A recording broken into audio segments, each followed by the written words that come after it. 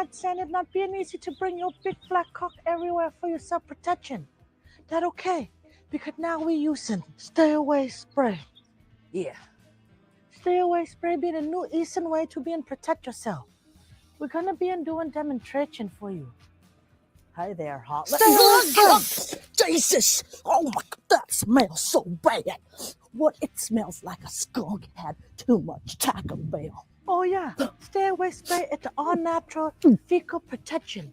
Fecal what? With stay away spray all-natural fecal protection, you're gonna be turning the stink eye into being pink eye. Don't be put mace in the face. Stay away spray making them smell for day. Stay away spray.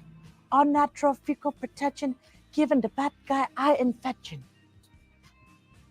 Stay away spray. Only at the Sprout.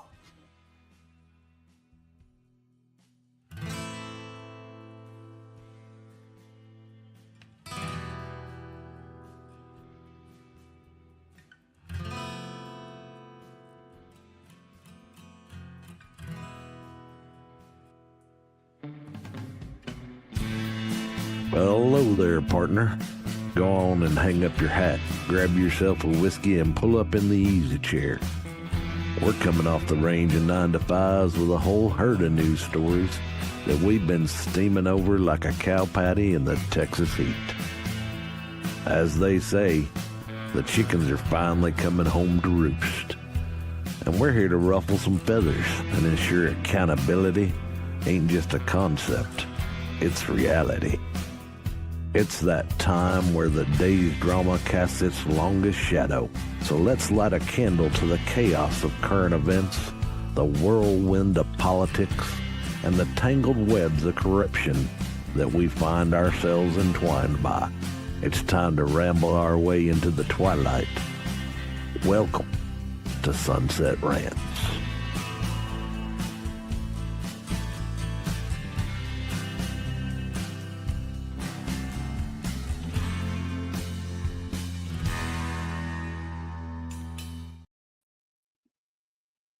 Hey, everybody. Hello. So, hey, everyone, welcome to Sunset Rants. I'm Brian, the alleged producer, and of course, the real person in charge around here is Dee. What's up, Dee? Oh, it's going good. Just chilling, hoping to get the show started. Yeah. Some introductions. So, Dee, where can we find you? So you could find me on X and only X as Cynical Latina, where I just like to troll and have fun. And yeah, you can find me there. All right. And that's my X handle. You can also find me. I'm also co-streaming this tonight on my own YouTube channel. That's BR Tidwell 55. So, I do occasionally put content on that channel, just not very often. So what's up, Dee? What's going on in the world? We've got some big stuff going on. We got some big stories. Hey, first of all, I don't know if you have the slide up ready, but the federal court nixes Trump's trade tariffs. Ooh, what's going on with that? All right, so this one's coming at you from USA Today. Under their politics section, small businesses call Trump's tariffs unlawful and urge federal trade court to block them. The U.S. Court of International Trade is the first to consider whether to block or uphold Trump's tariffs, a key to his foreign policy and domestic spending goals. Moving ahead, 5 small businesses called Donald Trump's tariffs an illegal power grab and urged federal trade court to block them, but government lawyers contend presidents have been imposing tariffs since the country's infancy. The U.S. Court for International Trade has already rejected a request, from the businesses on April 22nd to block tariffs temporarily while the case is litigated. Judges Gary Katzman, Timothy Reeve, and Jane Arestani heard arguments on May 13th in New York about whether to decide the case quickly without gathering more evidence. Trump, as we all know, Trump's imposed 10% on tariff imports from around the world on April 2nd, with higher rates of countries that sell more to the U.S. than they import, such as China. China has argued tariffs will generate billions of dollars in revenue, while also encouraging companies to increase manufacturing in the U.S. Let's see, moving along here.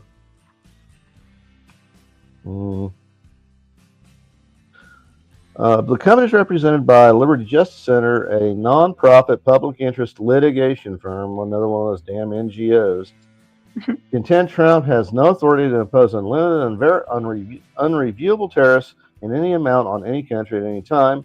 The president's imposition of the so-called Liberation Day tariffs represents an unprecedented and lawful expansion of executive authority, said Jeffrey Schwab, a lawyer representing the businesses. This is not what Congress intended.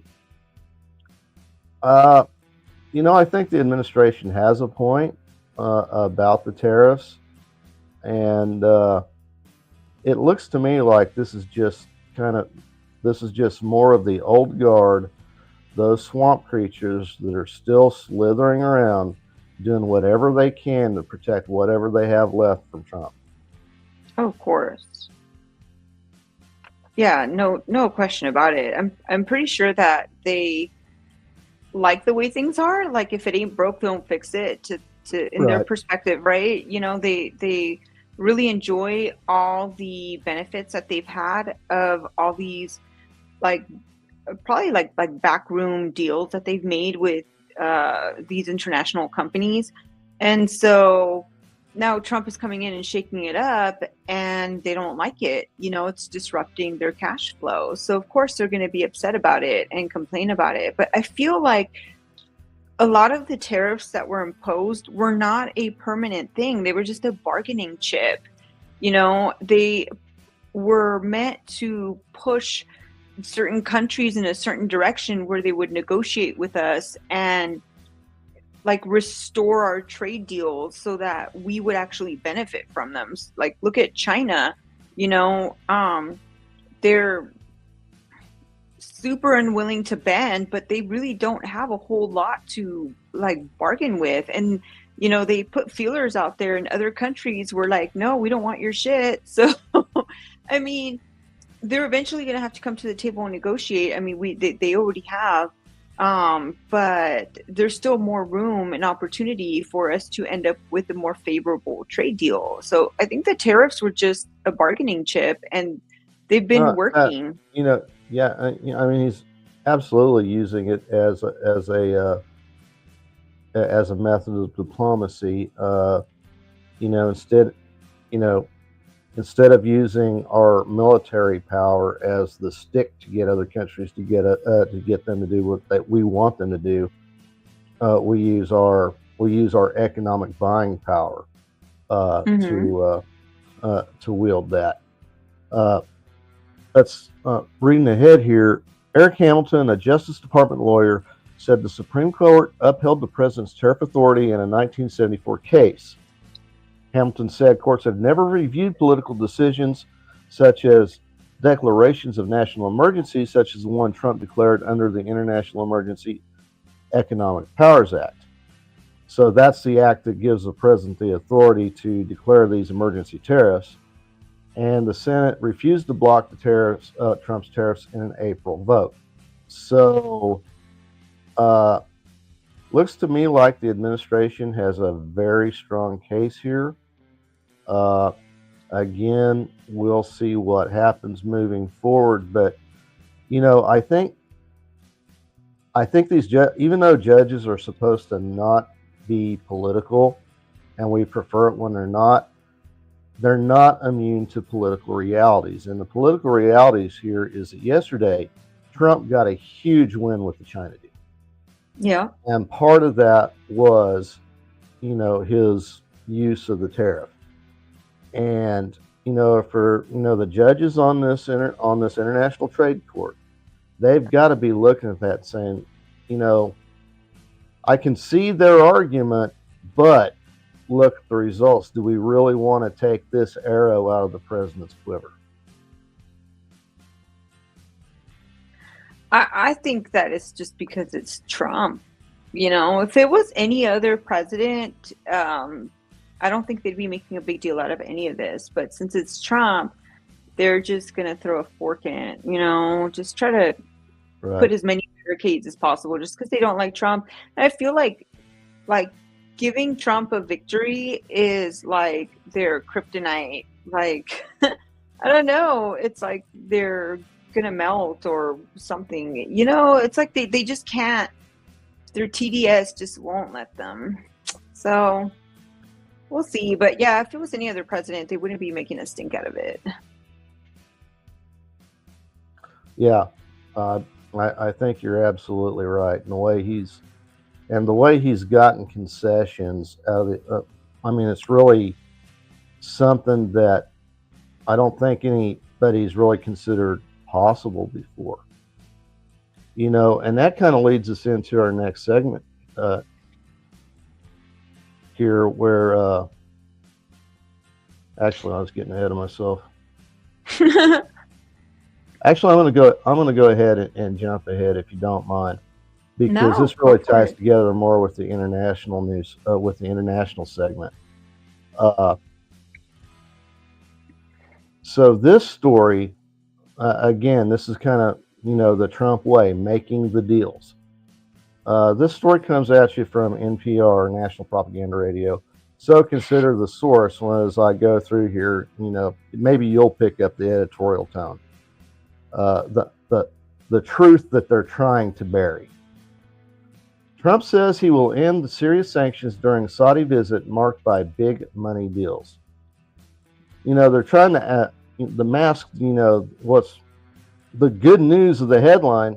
Hey, the serious sanctions are going to end, but he's making these big money deals like it's all nefarious and shit. Let's get into it, shall we? From Riyadh, Saudi Arabia. President Trump said on Tuesday he would order an end to sanctions on Syria in place since 1979, and the White House said he would briefly meet with Syrian President Ahmed al-Sahara on Thursday, a dramatic turn. Excuse me, I've got some acid reflux going on here. In U.S. policy toward a man who until recently led a group the United States labeled a terrorist organization. There is a new government that will hopefully succeed in stabilizing the country and keeping peace, Trump said to an extended applause at an investment conference in Riyadh, where he made the first major foreign policy address of his second term. Until earlier this year, Shura-led Hayat Tahrir al-Sham, a group linked to al-Qaeda, which overthrew Bashar al-Assad's government. Shura was named as the new interim government in January and worked since then to build international legitimacy. It was an early moment of diplomacy in Trump's first official overseas trip, which was otherwise been defined by business deals. Here we go, the editorial slant of NPR. Trump arrived in Saudi Arabia, accompanied by a massive delegation of top U.S. CEOs and members of his cabinet to reflect the array of business and security interests underpinning relations with the kingdom. Saudi Arabia is a very important strategic partner in the region. So, yeah. Trump's going to show up with his entourage, right? Of course.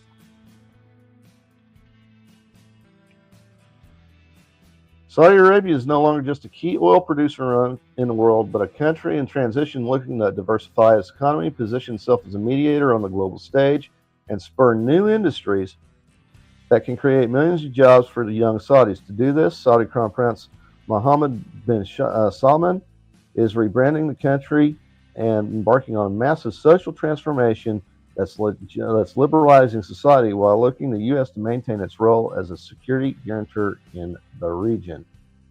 So we've got new young blood trying to position themselves to take over. That's that's kind of the story everywhere in every political system. I don't think it's any different in the Saudi royal family. I don't think you can keep track of this week from week to week, which week to next, to who's the quote unquote heir apparent to be the next, head cheese. Whenever whoever's in charge right now, kicks off or whatever. I know it's That's sounding very true. insensitive, but it's kind of how I see it. I don't blame you one bit. Yeah, but like Yeah. really and truly, I think one of the things that really like boggles my brain on how they like to like slant these kind of things is, we have to have good relations with other nations. It's like, okay, well, if Trump meets with Kim Jong Un, oh my God, they're best friends and they're both dictators together and tyrants and all this stuff. Yeah. If Trump meets with Saudi Arabia, if Trump meets with Israel, they always have to put this like sideways slant, which is, really and truly, it's in our best interest to keep peace that we have good relationships with these countries. It doesn't mean that Trump is like best friends with any of these people, but it's in our best interest to have trade deals, to have stimulating conversations with these other nations. It's Right. favorable to us. So, if Obama would have done it, the Dems would be like clapping and he's so peaceful and he's such a great speaker and blah, blah, blah, blah. Yeah. But when Trump does it, it's just like some evil sideways thing. No, it's a good thing that we have peace with other countries. It's a good thing that we see these people as our allies opposed to being our enemies and being, in a state where we could be at war with any of these countries. It's keep your enemies close. Hello, come on. Right. Okay, so this is some of the things that it said. Prince Muhammad said the kingdom will invest at least $600 billion in the U.S. over the next 4 years. The White House announced some of these pledges today, including $142 billion in arms deals from more than a dozen U.S. firms. Of course, Raytheon's got to get theirs, right? Yeah. $80 billion in technology investments from Google, Oracle, Salesforce, Uber, and Saudi companies in both countries.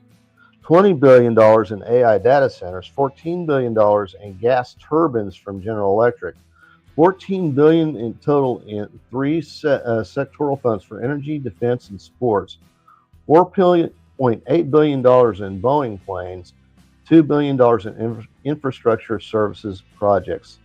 That's a lot of investment. It is. I would ask, as more and more places are moving to try to move Chinese investment out of the country, are we replacing bad money with bad? Are we replacing bad money with worse money? I mean, granted, the Saudis are definitely a preferable business partner than the Chicoms, but at the same time, I have questions, Yeah. And I think though that's a very valid perspective because I mean, these are all countries that are still out to get us. I mean, they want to be in the position that the United States is in, and I just don't. Preferably, I would like to not depend on any of these countries at all. Right. But it is what it is, and we just got to take it as it is. Like, I guess it's better to distribute it amongst other countries than to depend just like on China for everything. At least Right. don't put all your eggs in one basket. I guess that's a toughie. It's a toughie.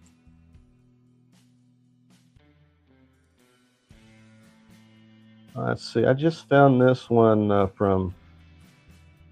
Yeah, this is from the speech where he made the Syria announcement. Let me get this the cessation of sanctions against Syria in order to give them a chance at greatness.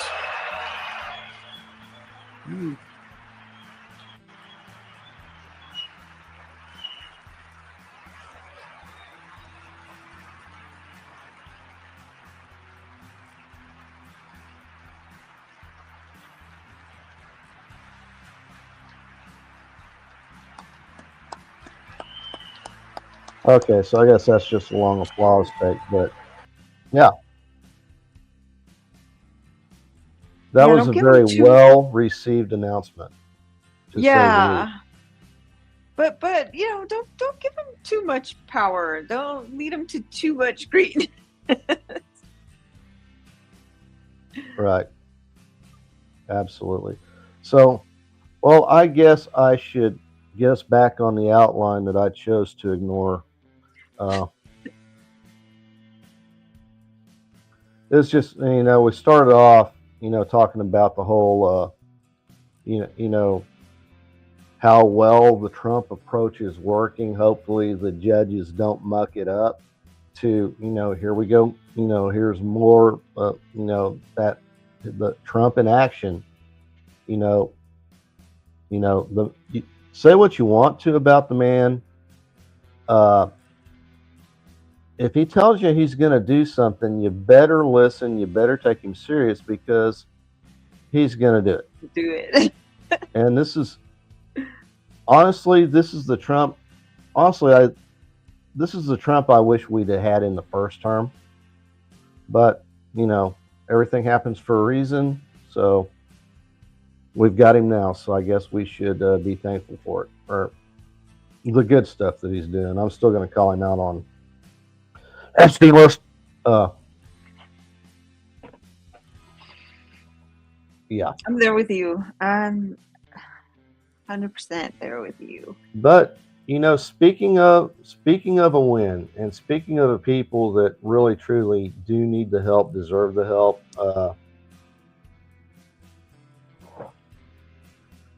this one comes at you from, is this Guardian story? Yeah, this is a Guardian story. From theguardian.com. White South Africans given refugee status arrive in the U.S. as Trump administration told they got the wrong end of the stick as it happened.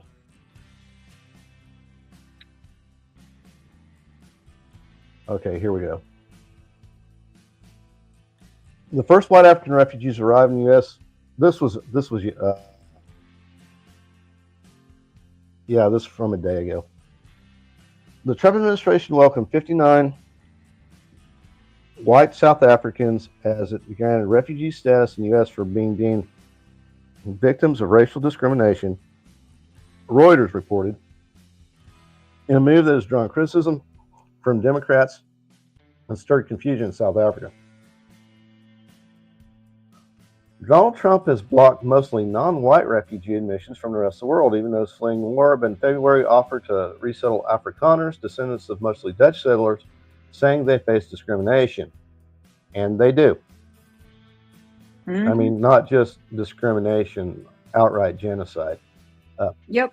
Asked on Monday why white South Africans were being prioritized above victims of famine war elsewhere in Africa, Trump claimed, without providing evidence, The Guardian. Okay, you got to consider the source on this shit. Trump claimed, without providing evidence, there's plenty of evidence, that Afrikaners were being killed. The genocide is taking place, Trump told reporters in the White House, going further than previously and echoing right-wing Trump's stuff. Okay, I can't read any more of this shit. I'm sorry. Okay. No, I'm right there with you. I gotta make a note to my AI assistant. Don't give me articles from them. Never give me a Guardian article again. Yeah, okay. I hate it when they say no evidence, and they slant it. They just do the spin that they put on these news articles. It's very evident that these people are in danger. I mean, one of the one of the unofficial anthems of South Africa is "Kill the Boer." Yeah. The Boer, Afrikaners. Yeah, that's who they're talking about. Yeah. Okay. Yeah. I mean, the president is absolutely correct to extend refugee status to these people. They are being persecuted. They are, you know, they are being targeted for genocide. And it's, you know, if we don't open our doors as a country to people who are fleeing that kind of evil, then what does that say to us about a country? And what does it matter what color their skin is? You know, I think that the left just really, really wants to push that you know, we're just not accepting brown people as refugees. Okay. Well, let me say something. Okay. As a brown person, okay, maybe I'm not as brown, as dark as some of my, but I am Hispanic. I speak Spanish. My parents were both born in Mexico. You know, I am Hispanic. And so when you're facing a crisis, like literally they are targeting you and murdering you and murdering your Right. family and your children, you're fearing for your life, that because of the color of your skin. You know, you're living in a country where maybe you are the different one, right?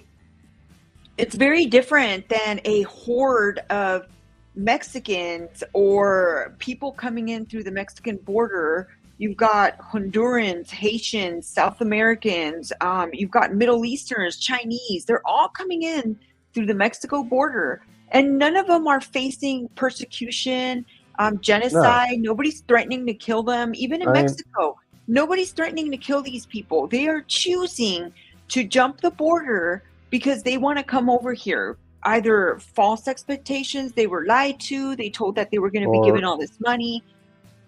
I don't give a fuck. You know, what really truly is the bottom line is that nobody's threatening your life or threatening to kill your children or murder you because they hate you. Nothing is happening to these people of this sort, you know? So the people that are actually experiencing this, because they're white-skinned, that makes their experiences less valid. Like that means that they're not really experiencing it because they're white. It makes no damn sense. You ever heard the term necklacing? No.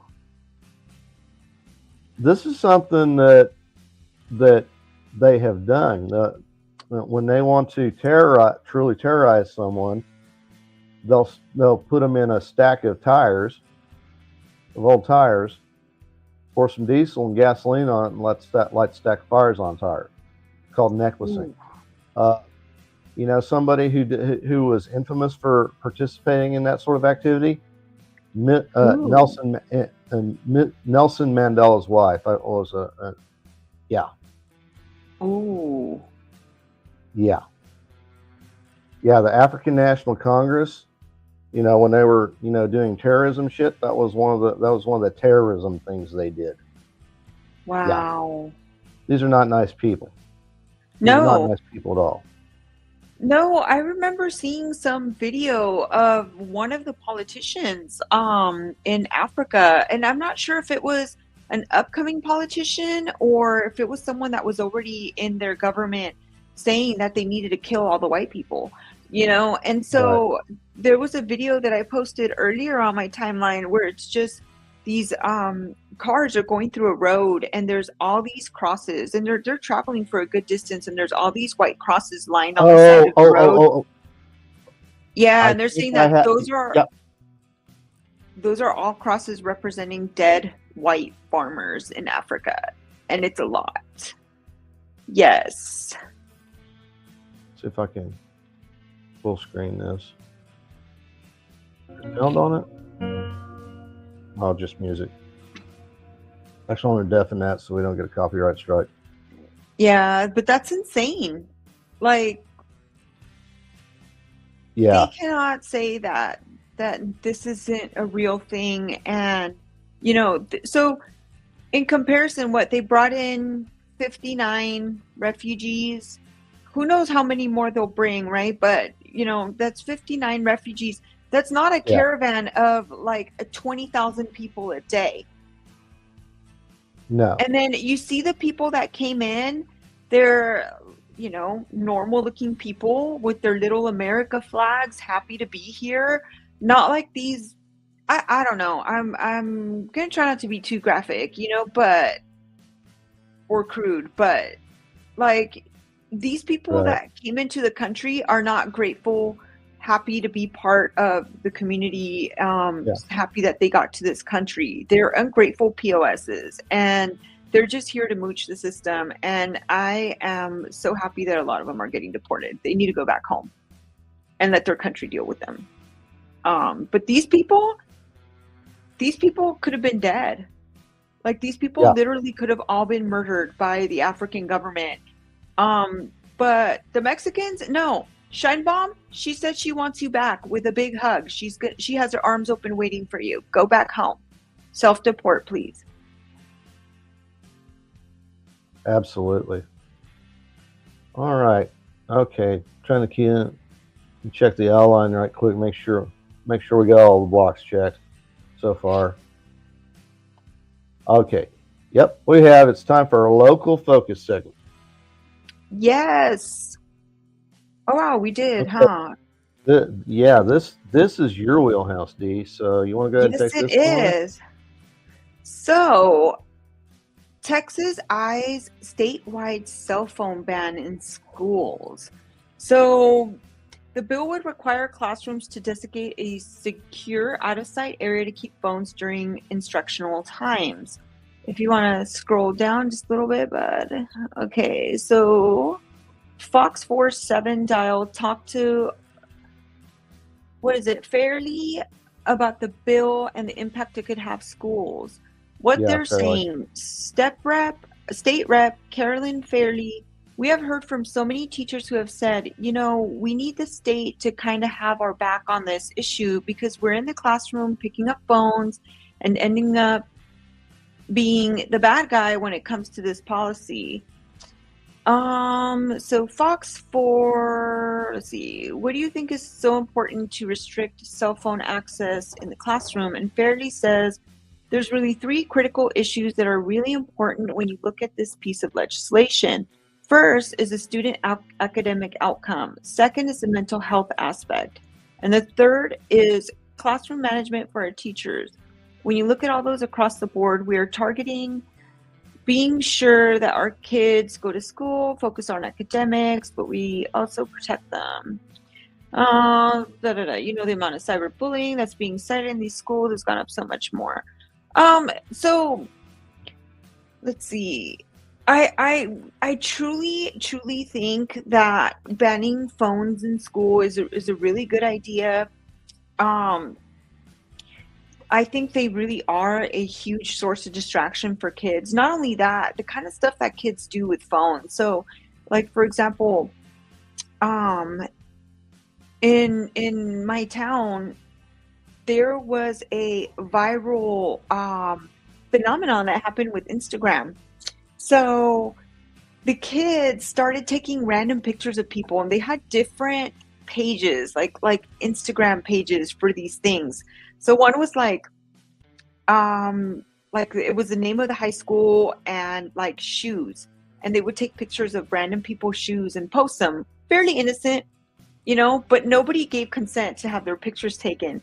Well, all of a sudden you're finding fat kids, like a whole like high school fat kids, stupid hair, bathroom pictures. So all of a sudden they started taking pictures of people in the bathrooms, you know. My daughter showed me one that really blew me away, and it was like kids taking pictures of themselves naked and sending them. And I was just like, wow, dude, that's really bad. These are things kids are doing at school in class with their phones instead of focusing on class. So I definitely think that it's a good idea. You know, I know we're moving into an age of technology with kids. Maybe phones or, I don't know, computers are going to be such a huge thing that they're going to need them for every aspect of their life. But really and truly, I feel like they're a distraction. Kids need to be able to focus and do what they're told in school, not always be on their phone and have to have their phone out. I don't know how you feel about it, but me as a parent, that's how I feel about it. It would be... No, go ahead.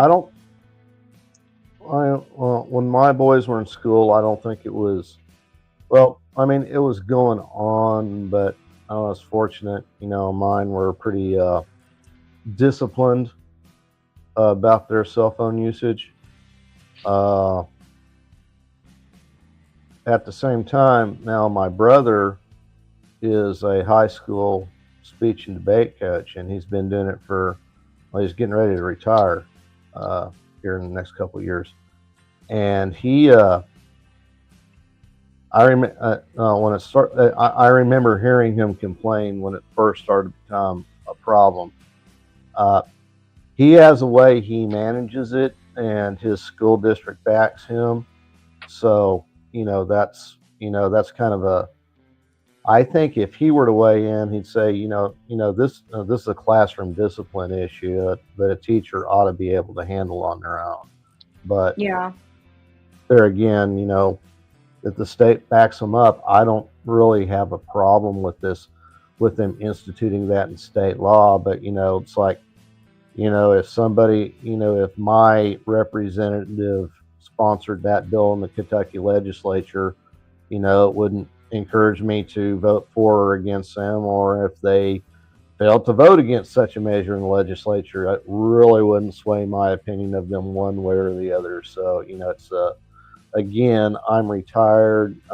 My kids are out of school. I really don't have a dog in the hunt. So, yeah. And honestly, I'm kind of with you on like this, if it passes or if it doesn't pass, I'm not going to lose sleep over it. I think it's a good thing for future generations, just because the amount of phones in school and in class and the issues that it causes can be a big disruptor. But like you said, it is a classroom, I guess, disciplinary thing.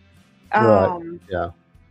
And, each teacher seeing that they're going to have this challenge, they need to figure out a way to move forward and be able to apply appropriate consequences.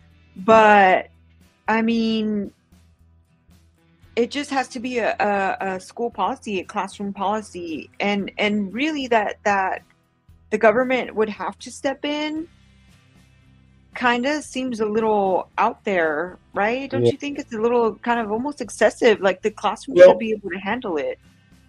I mean, I've never been a classroom teacher, but I have been a manager of a team with a lot of, current, Like it. with people of that generation that grew up with the screen in their hand all the time. And I got to tell you, it gets to be a pain in the ass, constantly, telling somebody, put your fucking phone down and pick up a broom if you don't have anything else better to do. Yeah. It's a constant battle you have with that. So, if you break the habit in high school, then maybe, or if you break the habit while they're in school, then just maybe the next generation of the workforce won't be so.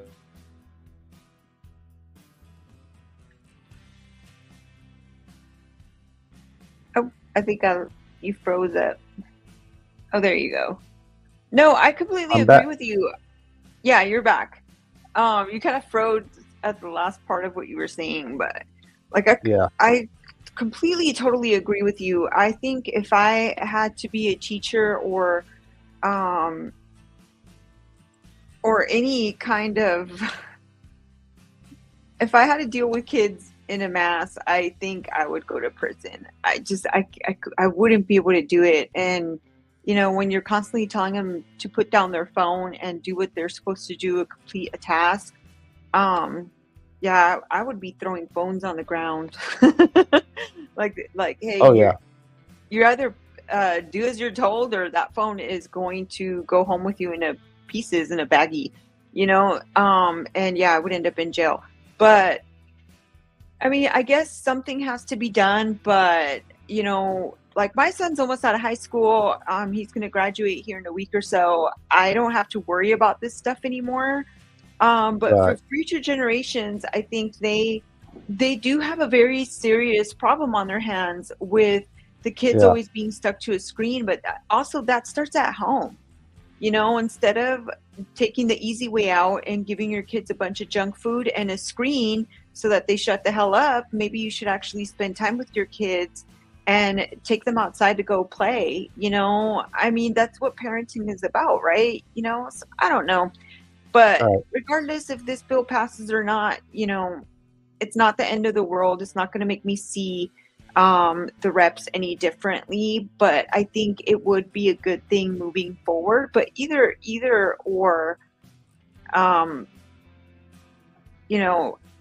time's already kind of done. I'm already on the way out of that issue. So, I mean, Right. good luck to parents of younger children, and yeah, take your kids outside, let them touch grass, and don't have them always on a phone. As a matter of fact, I gave my kids flip phones. I wouldn't let them have a smartphone until they got a little bit older. And when they did, I didn't let them have internet on their phone. They were never given the Wi-Fi password at home, so they could not use the internet. And not only that, I didn't allow my kids to have any kind of social media until they were 15.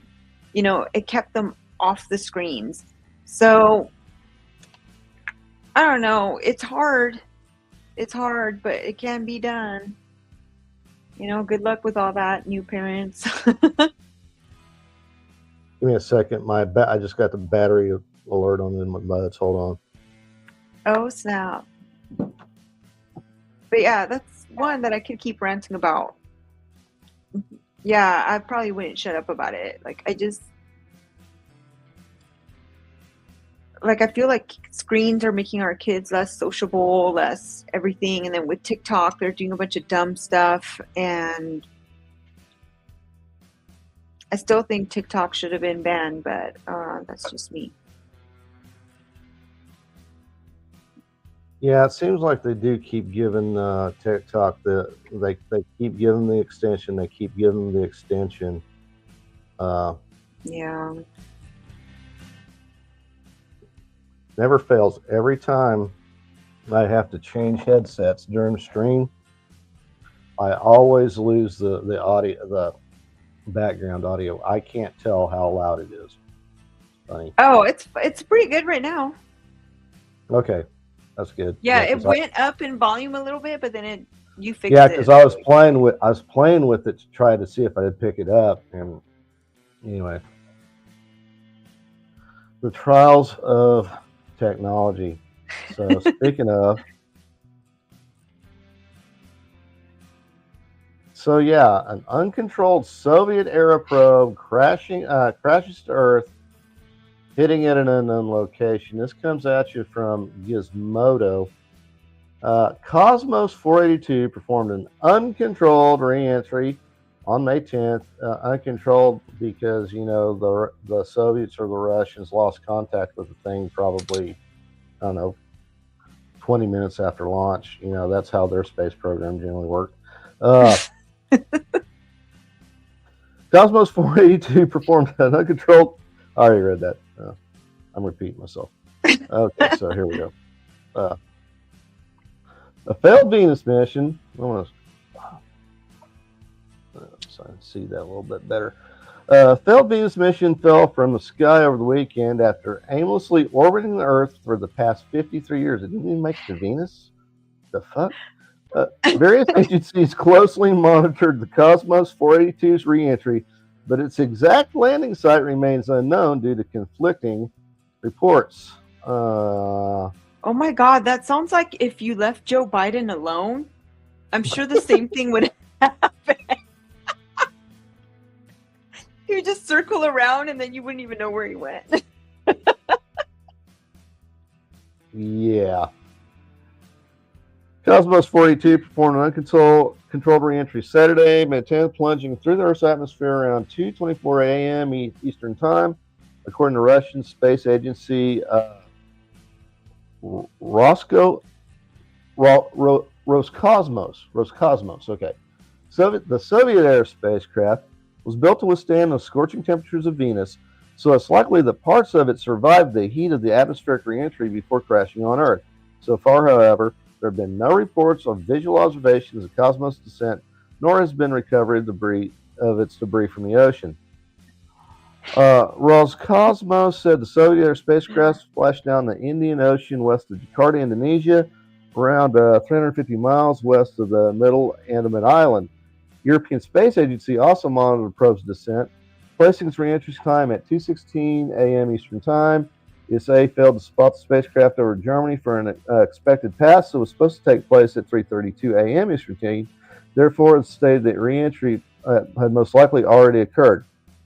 The U.S. Space Force, on the other hand, places the spacecraft's reentry between 1:20 a.m. and 1:44 a.m. Eastern Time. What's NASA say? I guess NASA doesn't say. I guess Space Force speaks for NASA now. Mm-hmm.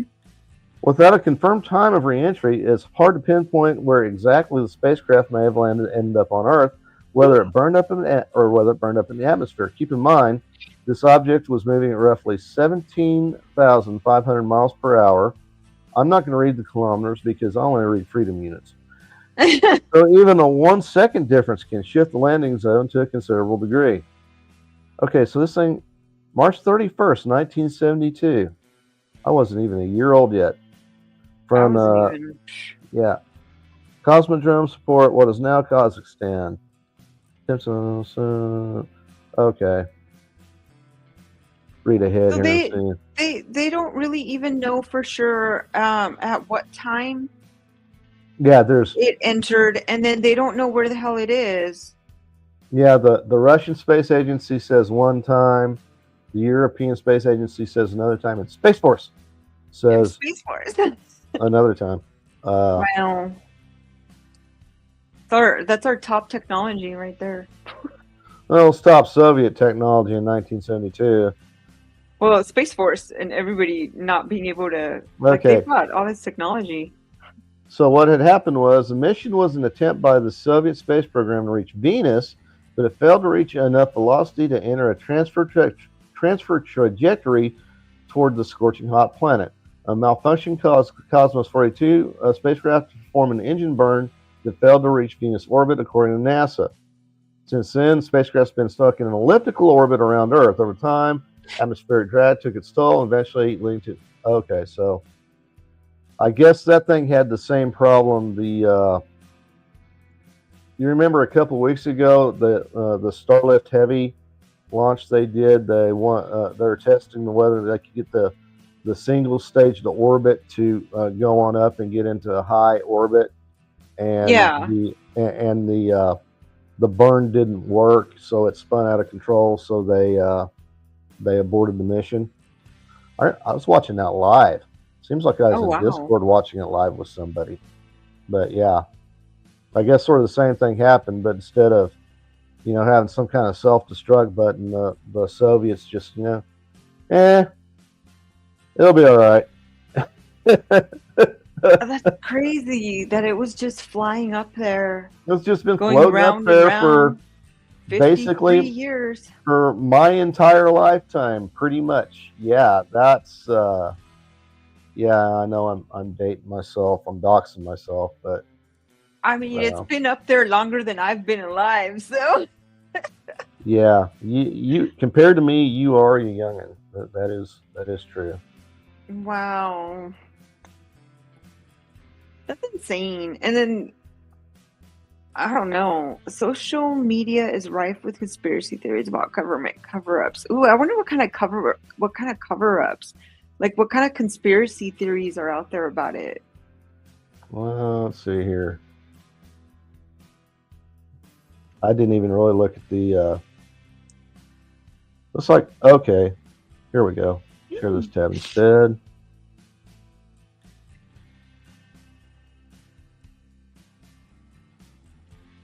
Okay, it says I've got a Discord issue, so let me pull stop my share and restart it. Apologize for the technical difficulties tonight, guys. It's it happens. So anyway, It does.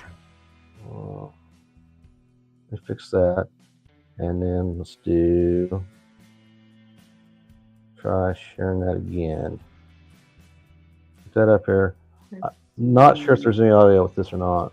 No, there's no audio with this or not. I guess some telescope somewhere caught it, at least part of the re-entry here.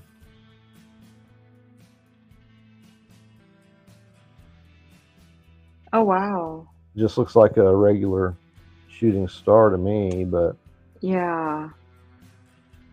I wonder if they have the time that happened. let's see here. Let's see what Grok says about this. I suspect this may just be an amateur astronomer's video of a shooting star, but we'll see what Grok has to say about it.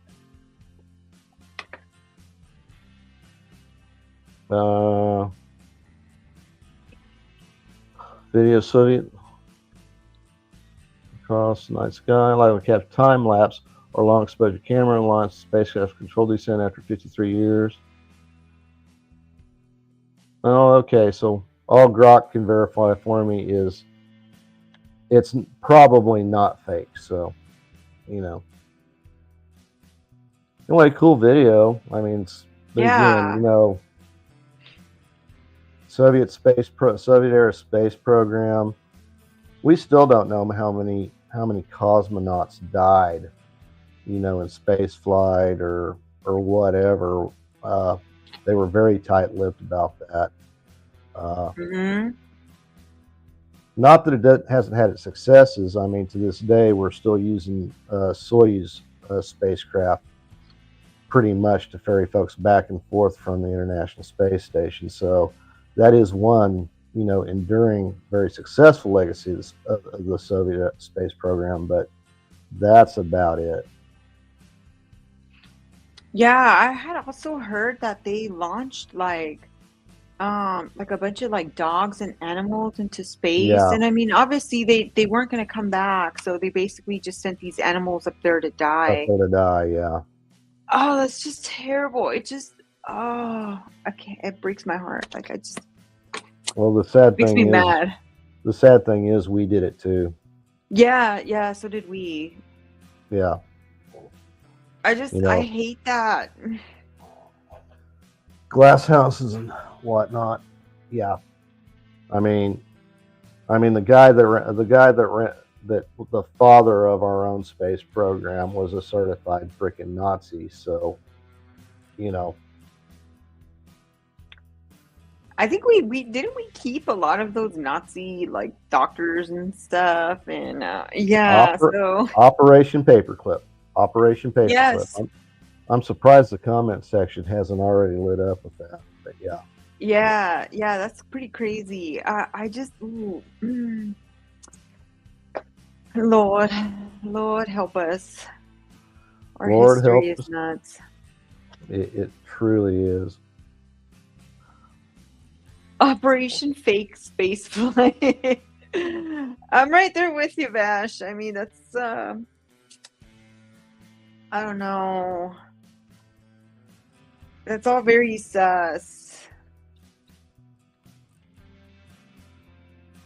I don't want to know. I already have a feeling I know. Aaron, I already know that story, and it definitely comes back. It came back to bite the Russians in the ass. It turned out to be an extremely, extremely bad idea. We've watched the same Fat Electrician videos. It would have been nice if like the dogs and stuff turned into like werewolves and just like devoured and just eviscerated these people. I know there's a movie about it, but no, I know it didn't. There's a movie like that somewhere. Yeah, it didn't win. It did not end well for the dogs either. But yeah. Oh.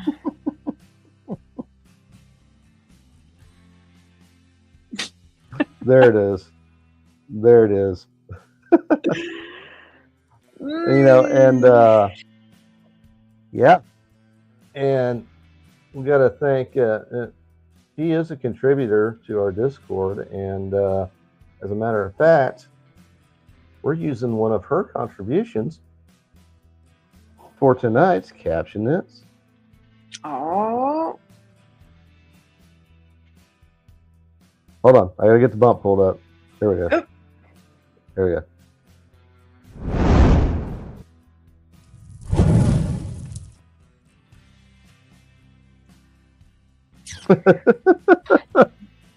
Yup. Talking about like spacecraft and aircraft and all kinds of this comes up. I already know what it is. I already know what my comment is.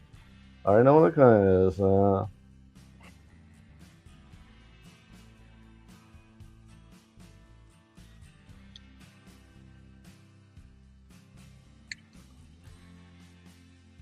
Oh my goodness. All right. I already told you what mine was going to be because those look like some like a weird deformed like Nemos. Well, go ahead and put it in the chat somewhere so we can. Hopefully, StreamYard is kinder to your X comments than they are to mine. It almost never shows mine. Sometimes it does, and sometimes it doesn't. Yeah. Okay, so there's mine. Maybe we con for that old Rusky probe. Oh yeah. Oh. Yeah. See, mine didn't show up on StreamYard. Let's see. Oh. Yeah, I put it on the X chat, and I put "Don't touch the butt" from Nemo.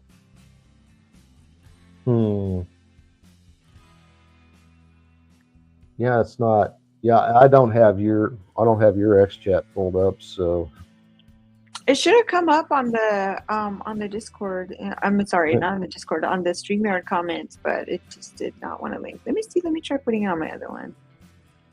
try putting in Rumble. I can pull up Rumble. I can pull up the Rumble chat.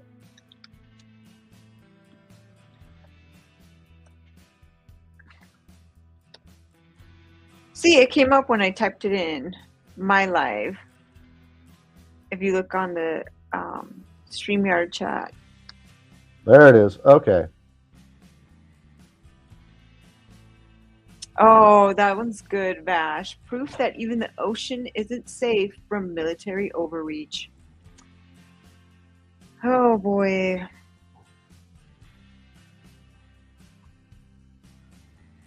Aaron's submission. Not dinosaur.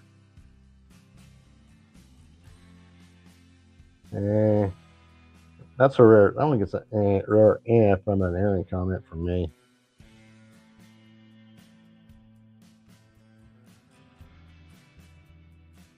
Imagine if to those fish, like that's the equivalent like of a UFO. Like if we were to see one flying around in the sky. Yeah, probably. That's kind of dumb, but I mean, that's just a random thought that I have right now. Like fish are like, what the hell is that? That's not a fish. Wow, no one is chatting in Rumble. That's weird. Yeah, there's not a whole lot of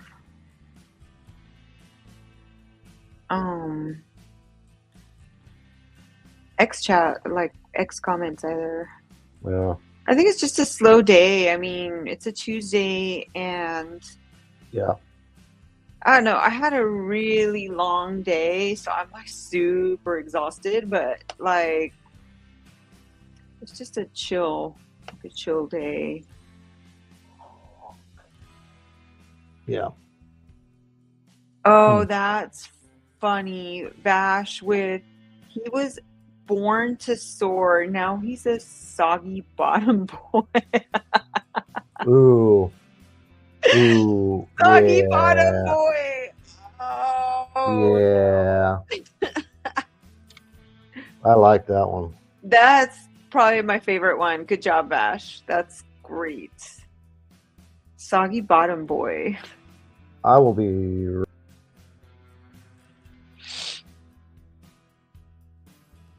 Wow, Vash, you're on a roll. That's pretty damn good. All right, anybody got any more?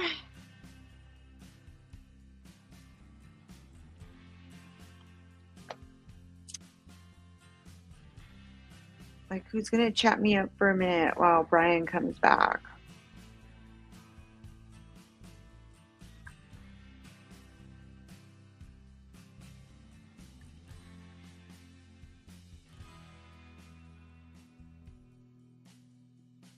Well,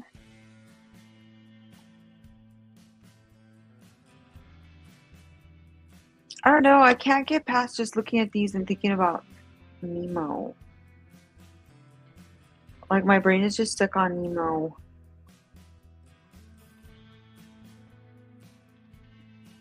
Well, nothing's really else has really come in that I'm seeing. I think Bash kind of takes it away with this one. That's got my vote. Yeah, me too. I props to him. He's on a roll. These are great. Yeah. They are indeed. So, what do you say we wrap this up, shall we? Let's do it. So I am. That's okay, Aaron. That's okay, Aaron. We get it. Well,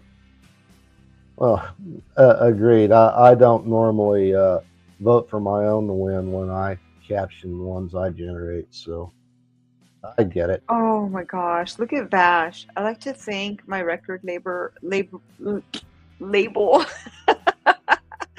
I can't talk. I like to thank my record label for all the heroes in the methadone clinic. Yay. Good job, Vash.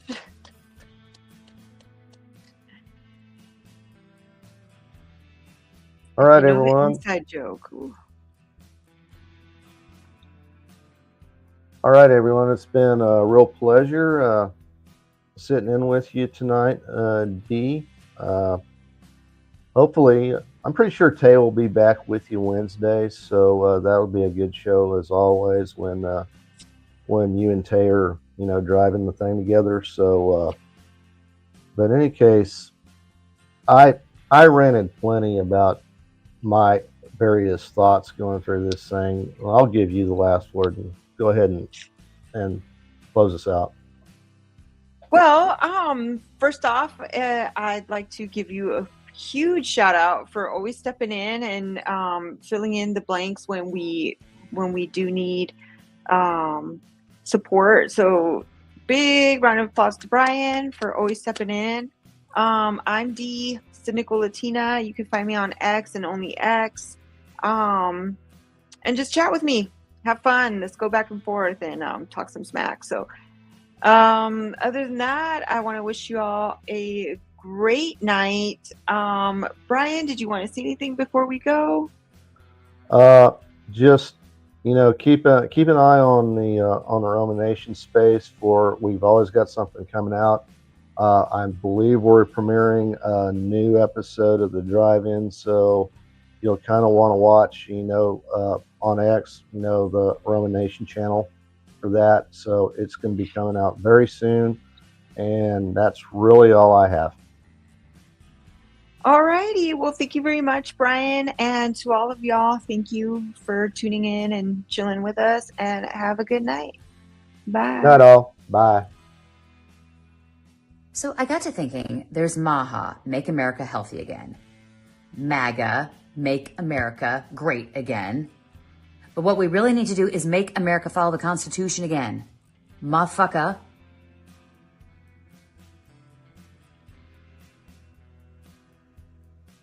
That sounded better in my head.